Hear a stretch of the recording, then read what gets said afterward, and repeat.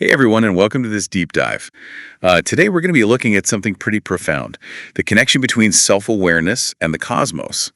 And to help us explore this idea, we've got some really cool source material excerpts from Wonders of the Cosmos and a poem called For Our Good from Illuminations, Art Embracing Awareness.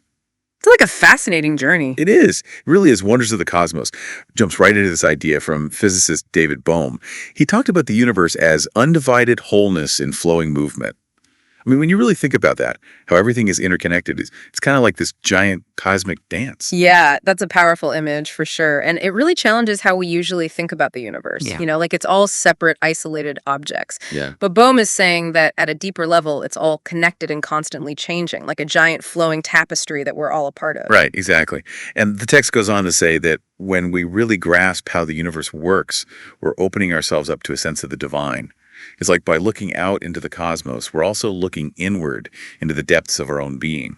It's really interesting how it connects scientific understanding with spirituality. It's not about choosing one over the other, but seeing how both can lead us to a deeper appreciation for the mysteries of existence. Totally. And get this. The text even suggests that we can actually participate in the ongoing creation of the world. It calls this the true expression of love. What do you think about that?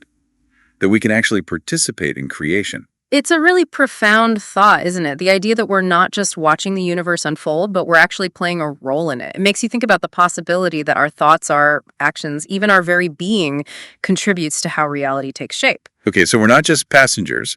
We're actually helping to steer the ship. And the text takes it even further. It argues that we need a fresh theology of the universe. What do you think that means? Well, I think it's suggesting that we need to rethink our relationship with the divine, not as something separate from nature, but as something deeply embedded within it. The text says that the divine isn't some far-off entity, but a force that's woven into everything, a living presence in the energy and patterns of creation. So it's about recognizing the sacred in the everyday, in the very fabric of reality itself. And that's where self-awareness comes in, I think. Yeah. If we can see those same energies and patterns within ourselves, it can lead to a much deeper understanding of how we're connected to the universe. Absolutely. By exploring our inner world, becoming aware of our thoughts, feelings, motivations, we start to see how we reflect the patterns of the cosmos. And that deep soul searching can help us understand our place in the grand scheme of things. It's like the microcosm reflecting the macrocosm. Now, the text also talks about this mystical yearning for meaningful connection that so many people feel. What do you think is at the root of that yearning? I think it's that deep human longing to find our place in the universe, to feel a sense of belonging and purpose. We long for something that goes beyond the everyday, something that connects us to a greater reality. And the text suggests that the source of that connection isn't out there somewhere. It's within us and all around us. Where do you feel most connected to something larger than yourself? It's a beautiful question to think about. Now let's shift gears a bit and look at this poem from Illuminations. It's called For Our Good. And it really speaks to these themes of interconnectedness, transformation, and embracing both the light and shadow aspects of life. Yeah, the poem starts with this really powerful image. We are the embodiment of the infinite energy, which is constantly moving through us. Just let that sink in for a moment. How does that make you think about your own inner world and your potential? Wow, that's a powerful line. And the poem doesn't shy away from the challenges of life either. It goes on to say that everything that felt like it was leaking when we were asleep can now be used for good. It's almost like those tough experiences, those painful moments, are actually part of our awakening. That's right. The poem seems to be saying that instead of trying to avoid or deny our pain, we can learn to embrace it, to see it as a necessary part of our growth and transformation. It's often in those dark corners and those moments of struggle that we discover our greatest strength and resilience. It's like this saying, the wound is the place where the light enters. The poem seems to be suggesting that by facing our shadows, we can actually find a deeper sense of peace and wholeness. Yeah, and that peace isn't about pretending that everything is perfect or ignoring the hard parts of life. It's about finding acceptance and calmness even when things are tough. It's about recognizing that both joy and sorrow are part of being human, and that both can teach us valuable lessons about ourselves and the world. So it's about finding that balance between the light and dark, accepting the full spectrum of our human experience. Now, the poem goes on to say, our perception's slightly changed. We begin to see the patterns over everywhere. What do you think the poem is trying to tell us here? Well, I think it's suggesting that as we become more self-aware, as we tune into our inner world, Our perception of the outer world starts to change. We start to see connections and patterns that were always there, but maybe we didn't notice them before. It's like we're waking up to a deeper level of reality where everything is interconnected and meaningful. It's like putting on a new pair of glasses and suddenly seeing the world in a whole new light. Exactly. And that shift in perception can be incredibly powerful. Yeah. It can bring a greater sense of peace, purpose, and connection with the universe. It can help us deal with life's challenges with more grace and understanding. And it can open us up to a deeper appreciation of the beauty and mystery of existence. So it's about seeing beyond the surface, beyond the everyday chaos, and recognizing the underlying order and interconnectedness of it all. Exactly. And that's where the real journey begins. It's about going beyond just a basic understanding of ourselves and diving deep into the depths of our being, exploring the hidden patterns and connections that shape our lives and our relationship with the cosmos. And that's what this deep dive is all about. We're exploring where science, spirituality, and self-awareness intersect, looking for those aha moments that can help us understand our place in the universe. And ultimately, it's about finding that place of peace and harmony within ourselves, a peace that radiates outward and connects us to something much greater than ourselves. It's a journey of discovery, a quest for meaning and connection. And it all starts with that willingness to look inward, to explore the depths of our own being. That's where the real treasure lies. Because as we cultivate self-awareness, we not only discover who we are, but also uncover our unique gifts and talents, those things that we're meant to share with the world. It's like polishing a gem that's been hidden within us, allowing its brilliance to shine through. Yeah. And as we do that, we naturally start to attract the people and opportunities that align with our true purpose. It's a beautiful process of alignment and synchronicity, and it all starts with that commitment to self-discovery, to peeling back the layers and getting to know the essence of who we are. But let's be real, it's not always easy, is it? There can be moments of resistance, times when we'd rather stay asleep than face those leaky parts of ourselves that the poem talked about. Absolutely. It takes courage to face our shadows, to embrace all of who we are, both the light and the dark. But it's in those darker corners that we often find our greatest strength and wisdom. So how do we even start this process of deep soul searching? Where do we begin? Well, I think the first step is simply being willing to look inward, to pay attention to our thoughts, feelings, and behaviors. It's about being curious and non-judgmental toward ourselves. So it's about becoming more mindful, more present in our own lives. Exactly. And as we become more aware of what's going on inside us, we can start to identify the patterns and beliefs that are holding us back, the limiting thoughts and behaviors that keep us from living a more fulfilling life. And once we see those patterns, what do we do with them? Well, that's where the real work comes in. It's about gently challenging those limiting beliefs, questioning whether they're really true, and choosing to replace them with more empowering and supportive thoughts. So it's about rewiring our brains, creating new neural pathways that lead to greater happiness and fulfillment. Yeah, and it takes time and effort. It's not a quick fix, but a journey of self-discovery that can lead to some pretty profound changes. And I think the poem really highlights that transformative power. It's not about becoming perfect or reaching some ideal state of being, Yeah, but about embracing the messiness and complexity of life. exactly. It's about recognizing that we're all works in progress, and that every experience, every challenge, every joy is an opportunity for growth and self-discovery. It's about seeing ourselves as part of a larger tapestry, a cosmic dance of creation and destruction, where every step we take, every choice we make, contributes to how the universe unfolds. And that's a pretty amazing thing to consider, isn't it? We're not just passive observers of the cosmos, but active participants in its evolution. It's both humbling and empowering, right? To realize that we have this capacity to shape our reality, to contribute to the grand symphony of existence. Absolutely. And that's the beauty of it all. It's about finding that balance between recognizing our own individual power and acknowledging that we are all interconnected, all part of something much greater than ourselves. It's about recognizing that we're not just individuals, but notes in a grand symphony, each playing our own part in creating the music of existence. I love that analogy. It really captures the beauty and interconnectedness that we've been talking about today. And just like in a symphony where each instrument contributes to the overall harmony, each of us has a unique role to play in the grand scheme of things. That's a beautiful way to put it. So, if we bring it back to this idea of self awareness, how can we better understand our own individual part in this cosmic symphony? That's a question worth pondering. And if we go deeper into these sources, maybe we'll find some answers along the way. And just maybe those answers will lead us to a deeper sense of peace and purpose. A realization that we are all interconnected, all part of something truly magnificent. Wonders of the Cosmos talks about how everything came from a single source, Right. whether we call it the Big Bang or the Word. And it suggests that just as everything came from this oneness, everything eventually returns to it. It's like a cosmic inhale and exhale.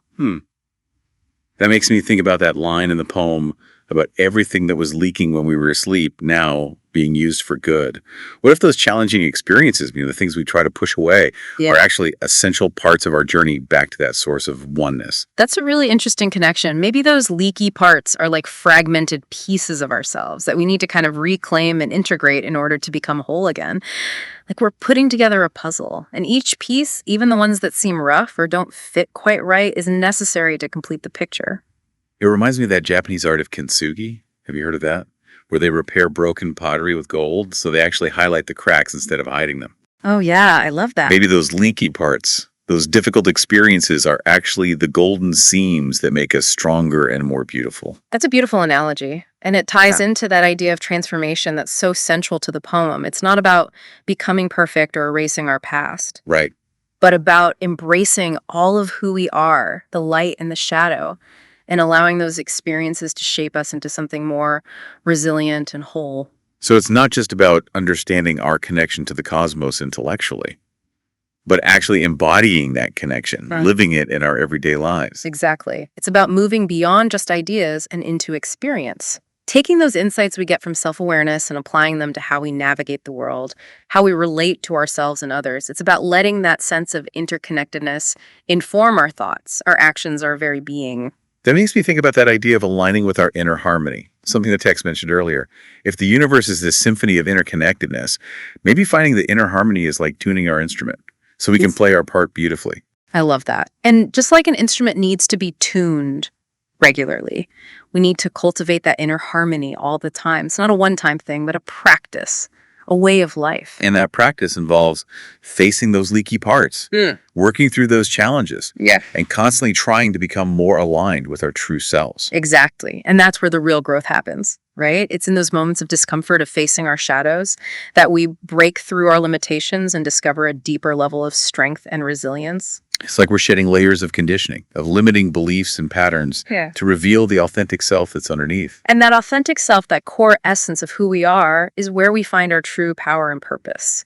It's where we connect to that universal energy, the divine spark that animates all of creation. So it's not just about understanding our place in the cosmos, but about becoming more fully ourselves, more aligned with that source of infinite potential that's within us all. That's beautifully put. And I think that's what both the text and the poem are pointing to. It's about recognizing our inherent worthiness, our interconnectedness with everything, and our ability to co-create a more beautiful and harmonious world.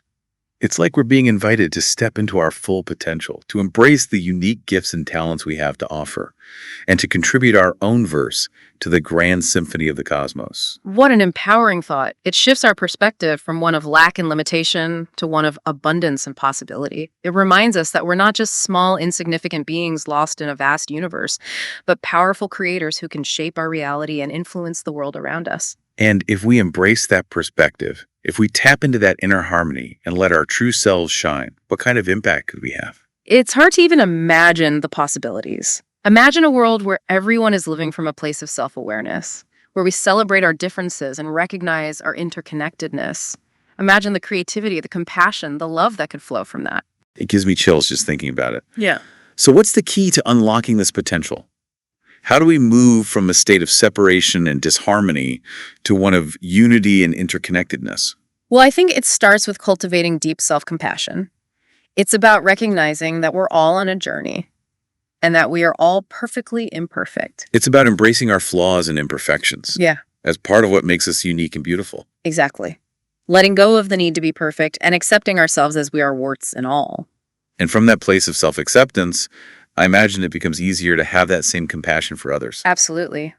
When we're at peace with ourselves, we're more likely to see the good in others, to be more understanding and forgiving. And that ripple effect of compassion can have a huge impact on the world around us. Imagine if each of us made a commitment to cultivating more self-compassion and to sharing that compassion with everyone we meet. What a different world it would be. It's a beautiful vision, and it all starts with each of us individually. It starts with that willingness to look inward, to embrace our shadows, and to cultivate that deep sense of peace and harmony within. And as we do that, as we become more aligned with our true selves and our connection to the cosmos, we naturally start to radiate that peace and harmony outward, impacting everyone and everything around us. It's like we become a beacon of light, illuminating the path for others to follow. That's a powerful image.